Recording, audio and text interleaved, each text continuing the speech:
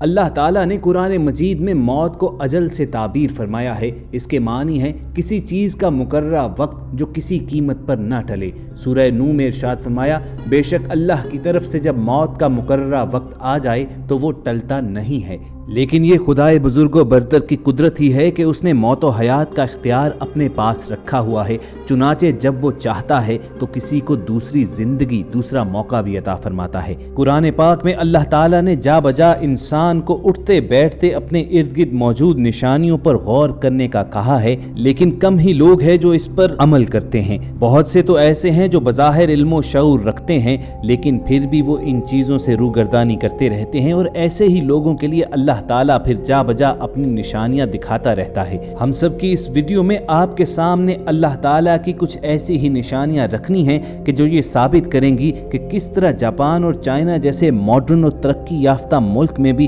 جب اللہ رب العزت اپنے معجزات دکھاتا ہے تو لوگ بلا اختیار ایمان لانے پر مجبور ہو جاتے ہیں۔ مگر دوستو، ویڈیو میں آگے بڑھنے سے پہلے آپ ریڈ بٹن پر کلک کر کے اور بیل آئیکن کو پریس کر کے ہم سب کے سبسکرائبرز بننا مت بھولیے، تاکہ ایسی خوبصورت ویڈیوز آپ کو روزانہ کی بنیاد پر ملتی رہیں۔ اللہ تعالیٰ کی قدرت، طاقت اور اختیار کی جو بہترین اور واضح پہلی مثال آپ کے سامنے رکھنی ہے، وہ ایک چلتی اور ہجوم سے بھرپور سڑک کی ہے کہ جس پر گاڑیاں پوری رفتار کے ساتھ رواں دواں تھیں کہ اچانک ایک گاڑی کا بیک ڈور کھل گیا اور اس میں سے ایک چھوٹا بچہ سڑک پر گر گیا۔ خواتین و حضرات، یہ اس قدر خطرناک صورتحال تھی، یقینی طور پر آپ کے علم میں ہوگا کہ جب پوری رفتار کے ساتھ ٹریفک سڑک پر چل رہی ہوتی ہے تو پھر فوری طور پر گاڑیوں کا رکنا ممکن نہیں ہوتا، اور خدا نخواستہ اس طرح کے واقعات میں حادثہ ہی انجام ہوتا ہے۔ لیکن اب خدا کی قدرت دیکھیے، کس طرح ایک غیبی ہاتھ نے اس بچے کی حفاظت فرمائی۔ یہ سڑک پر گرتا ہے تو خود اس کے والدین اس بات سے بے خبر ہوتے ہیں اور چند میٹر آگے تک چلے جاتے ہیں، مگر خدا کا کرنا اس طرح ہے کہ یہ بچہ جو ہی سڑک پر گرا،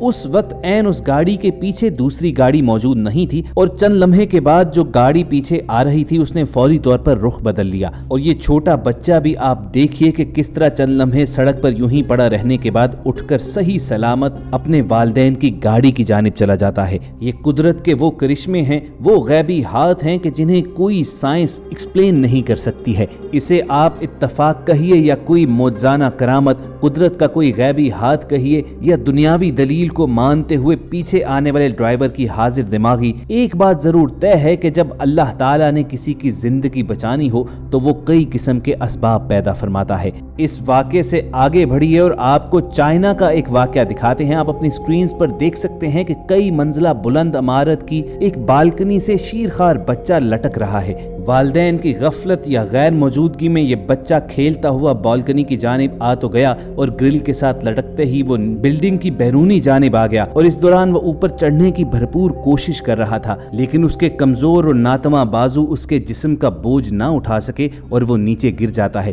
لیکن خدا کی قدرت دیکھیے کہ نیچے ہی اللہ تعالیٰ کے بھیجے ہوئے بندے ایک کپڑا پھیلا کر اس کے گرنے کا انتظار کر رہے تھے، اور وہ عین اسی کپڑے کے اندر جا کر گرتا ہے، اور یوں اللہ رب العزت نے اس بچے کے والدین کو کسی بڑے صدمے سے بچا لیا، کسی بڑے سانحے سے بچا لیا۔ یاد رکھیے کہ انسان کی زندگی کتنی ہی لمبی کیوں نہ ہو جائے، آخر کار وہ ختم ہونے والی اور زوال پذیر ہوتی ہے۔ بقا اور ہمیش کی آخرت کی زندگی کو ہے جو کہ ابدی ہے، جیسا کہ سورۃ العنکبوت میں اللہ تعالیٰ نے فرمایا، آخرت کے گھر کی زندگانی ہی حقیقی زندگی ہے، کاش یہ لوگ جانتے۔ ہماری اس ویڈیو کا مقصد ان تمام واقعات کو ایک معجزے کی صورت میں آپ کے سامنے رکھنا نہیں تھا، بلکہ ایک یاد دہانی کروانی تھی کہ جب ہمیں اچھی طرح معلوم ہے کہ اس دنیا کی زندگی محض دھوکہ اور فریب ہے اور ہماری حیثیت اس دنیا میں محض مسافر کی سی ہے، کسی بھی وقت ہمارا سفر زندگی ختم ہو سکتا ہے، تو پھر کیوں نہیں ہم اس ابدی اور آخر تک باقی رہنے والی زندگی کی تیاری کرتے ہیں۔ قرآن مجید میں جگہ جگہ اللہ رب العزت نے انسان کو پیدا فرمانے کا مقصد ہی یہ بیان کیا ہے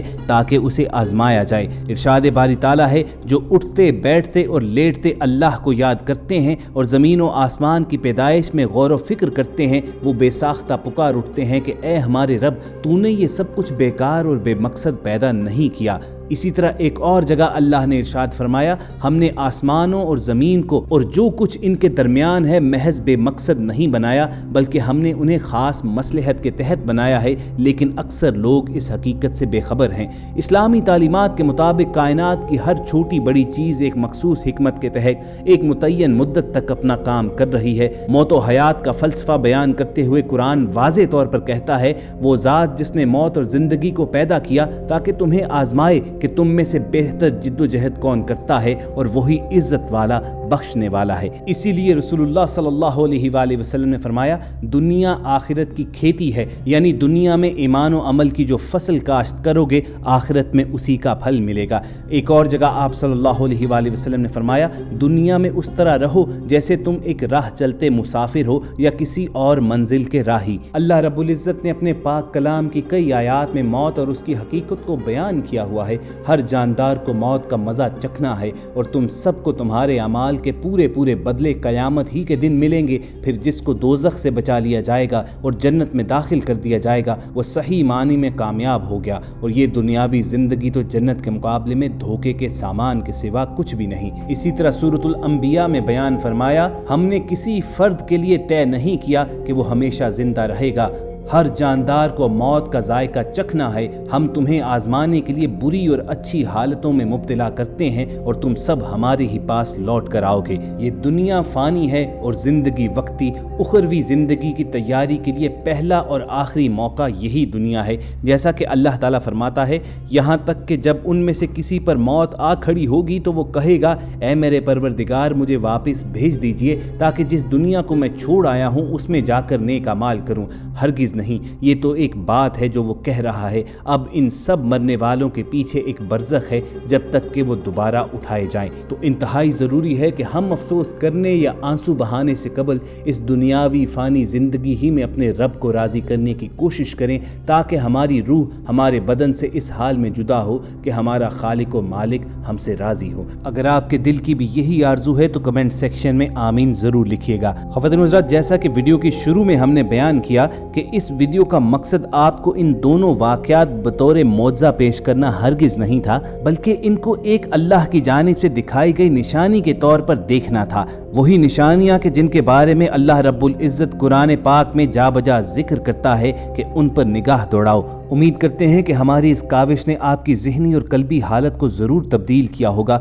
वरना याद रखिए कि हम इस दुनिया के पीछे भागते रहेंगे तो आखिरी सांस तक ये दौड़ ख़त्म नहीं होगी, और फिर वो वक्त आ जाएगा कि जब दरे तौबा भी हम पर बंद कर दिया जाता है। अगर इस वीडियो से आपके सोचने का अंदाज़ बदला हो तो हम समझेंगे कि हम अपनी काविश में कामयाब हुए हैं। आप इस वीडियो को लाइक करके फेसबुक और व्हाट्सएप के ज़रिए दूसरों के साथ शेयर करना मत भूलिए, और ऐसी ही इस्लामी, इस्लाही और खूबसूरत वीडियोज़ फ्यूचर में हासिल करने के लिए रेड बटन पर क्लिक करके और बेल आइकॉन को प्रेस करके हमारे चैनल के सब्सक्राइबर्स बन जाइए। अपना और इर्द गिर्द के लोगों का ख्याल रखिए और हम सब के साथ जुड़े रहिए।